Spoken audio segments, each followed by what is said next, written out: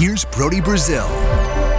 We're only a couple weeks away now from the November election, and by the time 2023 rolls around, there's going to be a new mayor in the city of Oakland. It could be yourself. You're one of the leading candidates, obviously a front runner in that regard. Would you expect to be a lot more involved in this process as mayor than you currently have been as city council member of Howard Terminal?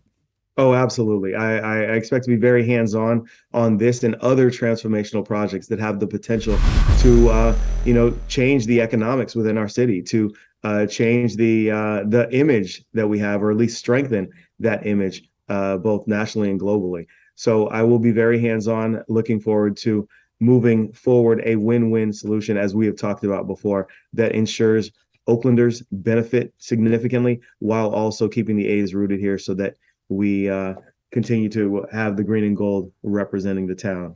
Do council members at this current point, or as it has been, do council members have a real say in what's going on? Because I've talked to several, and you all seem to get updates in the process and the negotiations.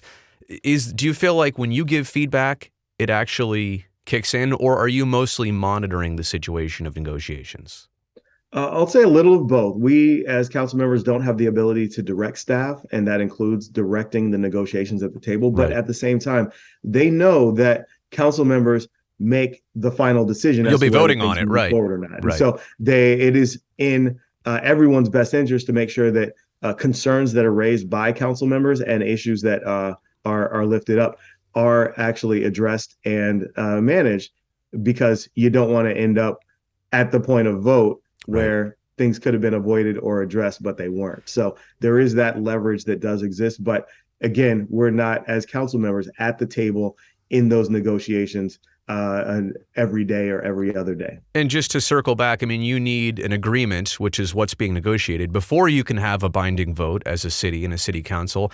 I go back to the environmental impact report of this entire project. There were some questions when it came out about how ironclad it would be, because if it wasn't, it would be easily poked at, there would be holes in it, and the project could fall apart.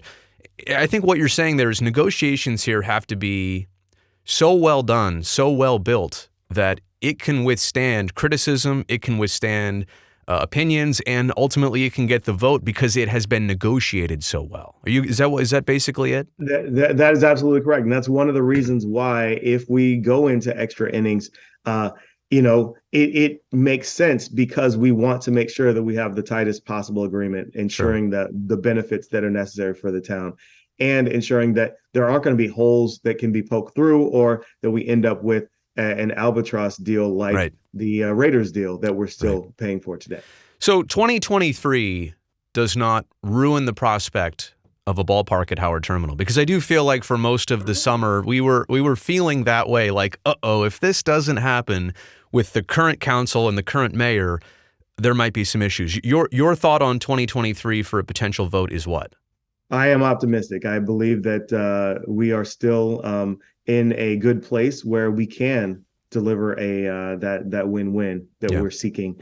Yes, one thing I've learned in politics, and this is not just politics, but elsewhere is also, nothing like a deadline to actually force folks to come and deliver on a final proposal, deal, et cetera. And so it looks like the deadline is slipping, but we will still have that deadline and call that question, which, as I said, I'm optimistic about.